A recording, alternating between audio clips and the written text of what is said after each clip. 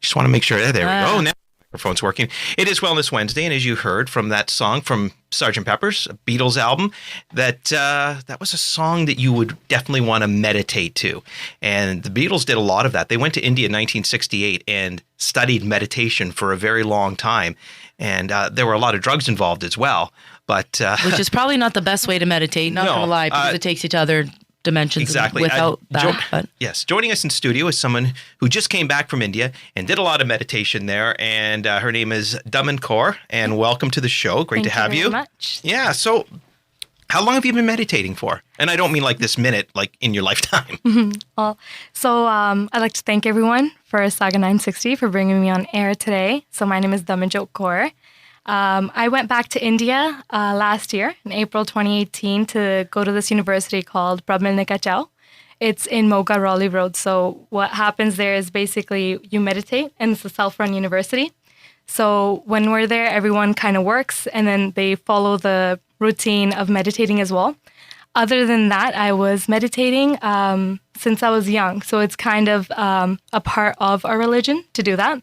But just speaking of meditation in general, it's extremely important in this time of age that we all exist in this world. Just because like our body itself is run off of food, right? Whether that's Starbucks or whether that's actual food. Whenever we don't have that, our necessities, what happens is that we get extremely exhausted. We're hungry. We have the shakes. Same way, we have this mind that exists within our body, which is our true self. And we've been neglecting it for many ages because we didn't realize that it exists. So we've been thinking that our true selves is this body. So I think that this damin, the shell that I'm wearing, this cloth, is really me. But when we meditate, we're able to actually experience ourselves and the divine as well. So meditation is extremely important for anyone, irrespective of their color, their creed, their background, their religion, their gender. It's for everyone. And what happens is that every religion tells us the same thing, that we've come into this world to meet the divine, right? We've given our father many names, like my dad himself. His actual name is Jaswant, right? Someone might call him directly by that. I might call him dad. My niece might call him Opa or Grandpa, right? Same individual though. The same way, the divine himself also has many names.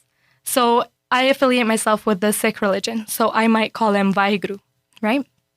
And then there's others that might call him Allah and Ram, and it's the same individual. So when we meditate, we try to connect back because every religion tells us to meditate so that we can meet the Lord himself. So there's a method, just like there's a method, a technique to do anything in this world, right? When we want to even drive up to Saga 960, I had to take the highway, I had to get into my car, put it into Google Maps and come here, right?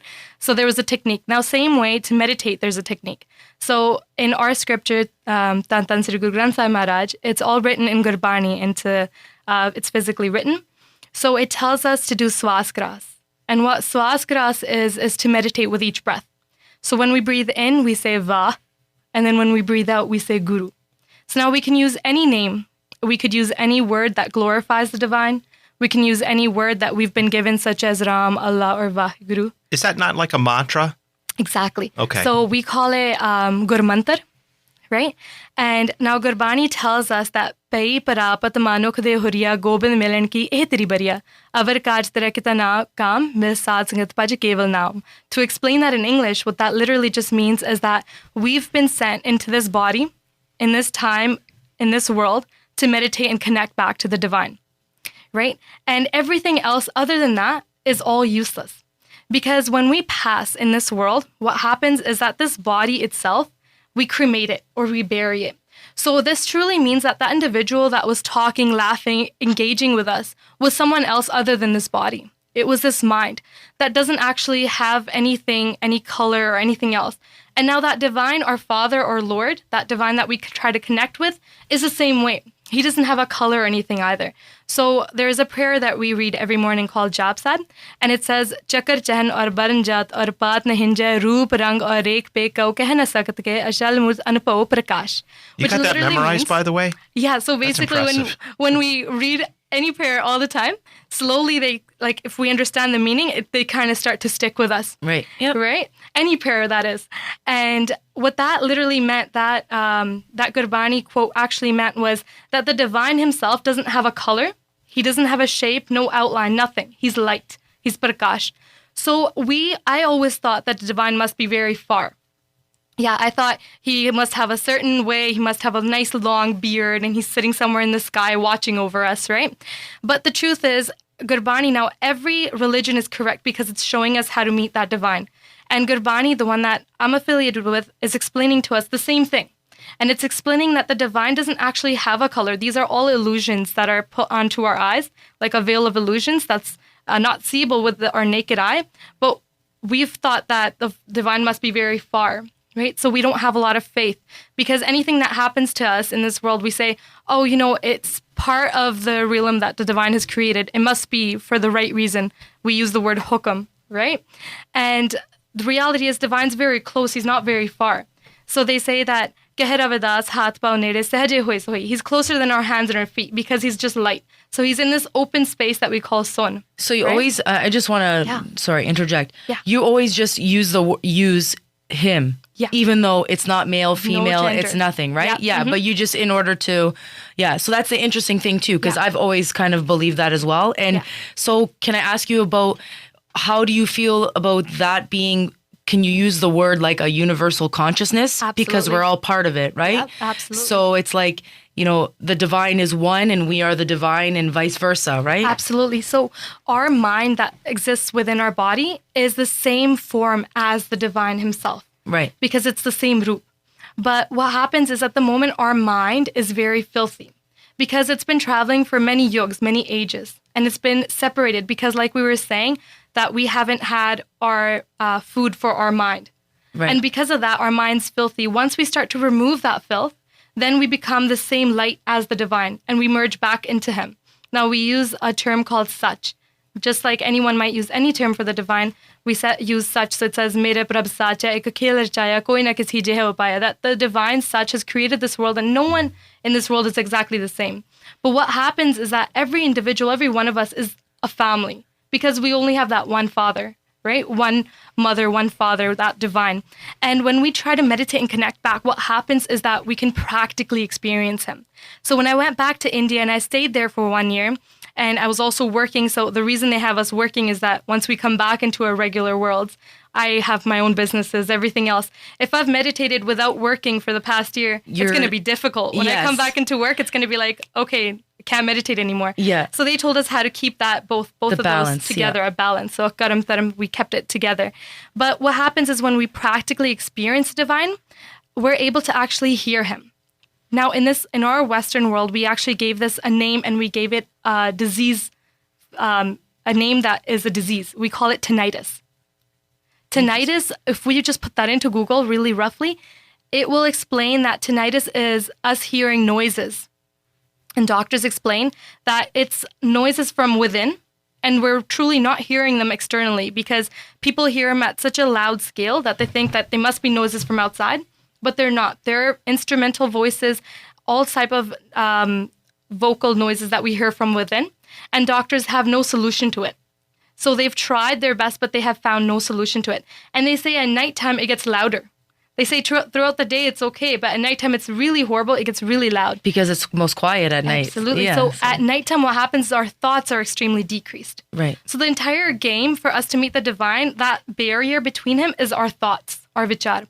So when we're able to decrease those thoughts by doing meditation, we start to hear his voice. And because we believe in reincarnation, we've meditated and we've tried to connect to the divine before as well in our previous births. And wherever we left off with our scale of meditation, wherever our state was of mind, we are able to restart from that at this time, in this time that we've given again from the divine. So right now, like wherever I left off in my past birth, I would start off again from here at some point. It would connect. Right. And that's based on your karma from your previous lives too, right? Yeah. So if you were a terrible person, then you're probably coming back here as something lower on the totem pole, and right?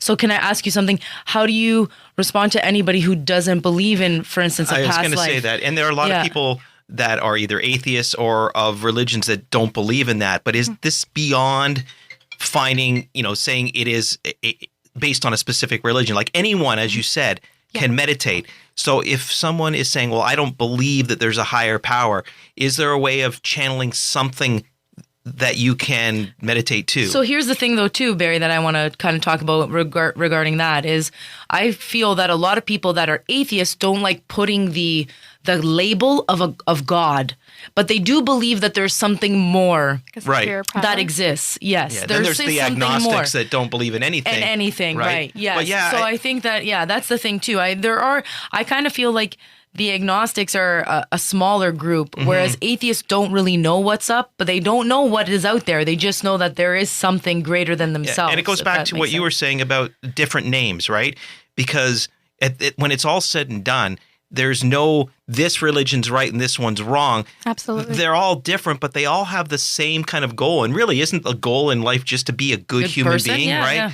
And if you're a good person, whatever may come after this life will hopefully be good if you're a good person. But what advice would you give to somebody who is thinking about meditating but says, well, I'm just not religious, so what's the point? Right. So like I said, meditation is not affiliated to just religion.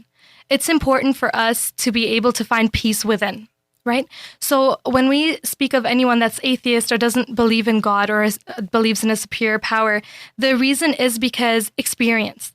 When we experience something, if I experienced Saga 960, I can't say it doesn't exist. I can't say it does not exist because I've experienced being here and actually physically staying here.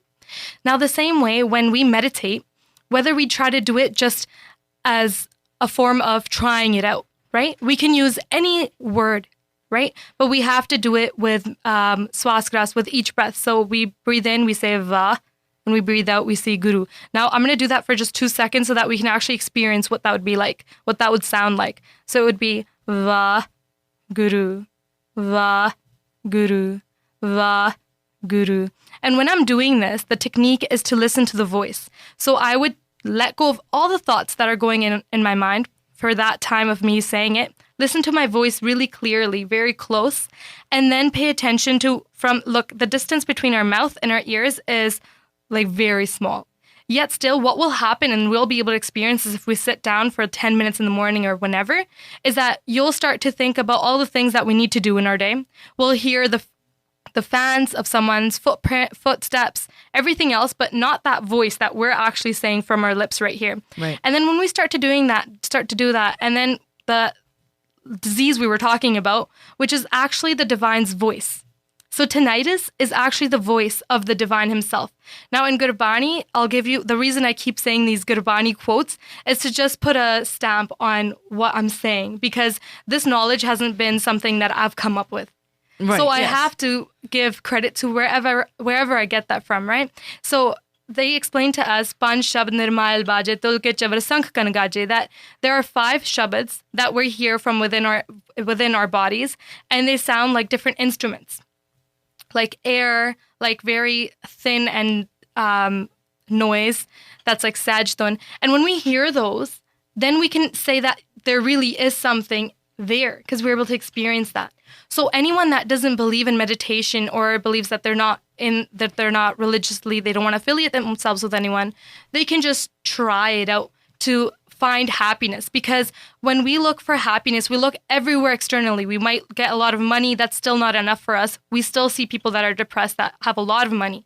We might travel all over the world and then we still feel this empty void.